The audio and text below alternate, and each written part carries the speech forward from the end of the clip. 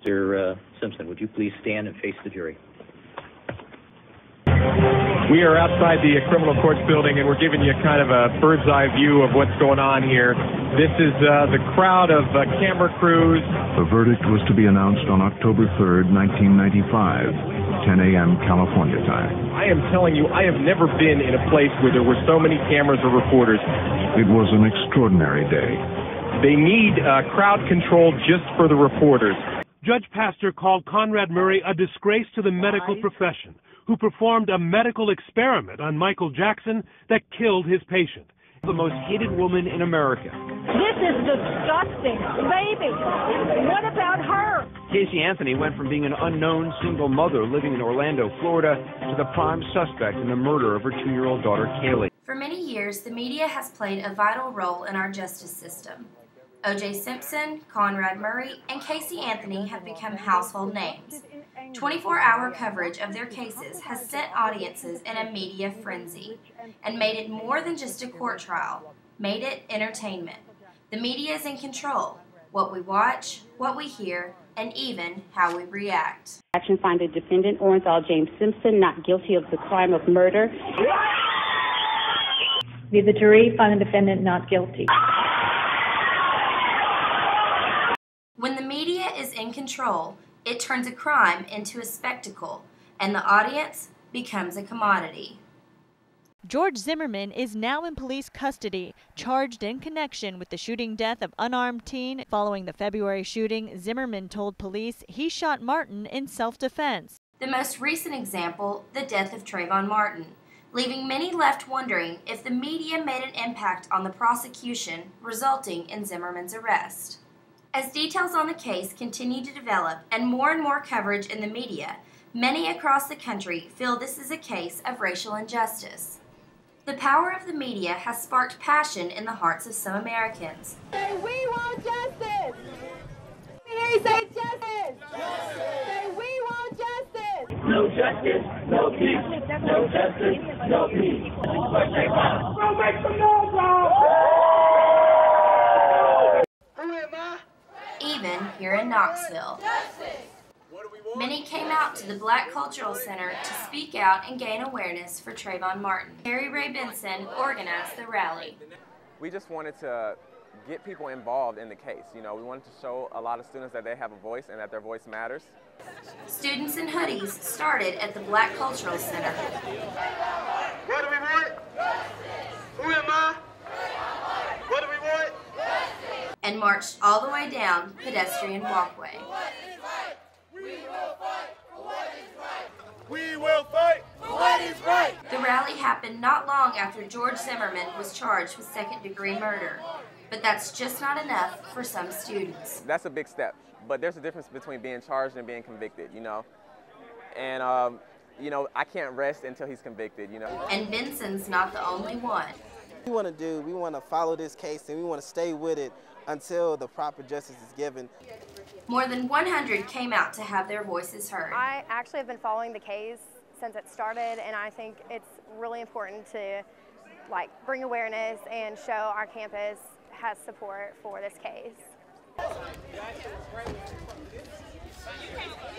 How many TrayvonMartin cases have gone unseen that we didn't know about? I mean, this one did get national attention, and that is very great. But I mean, we just want to see that everyone knows that this is an issue that's in our society that we need to deal with.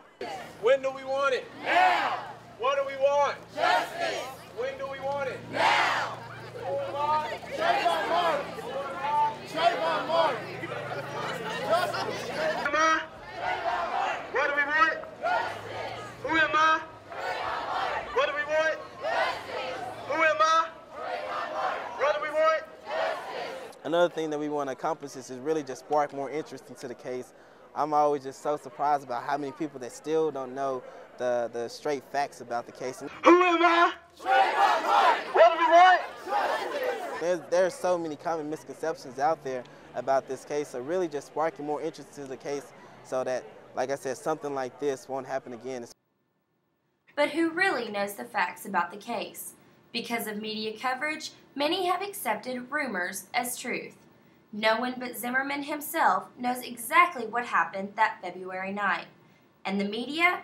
has the power to even manipulate. All right, in the meantime, NBC has issued an apology now for the George Zimmerman, TrayvonMartin case down in Florida. It all has to do with this 911 call that George Zimmerman placed on the night that TrayvonMartin was shot. The question is, the editing in which NBC, what they did to this 911 call, did it change the message? Well, apparently it did. Now they're apologizing for it. Yeah, here's what they originally said.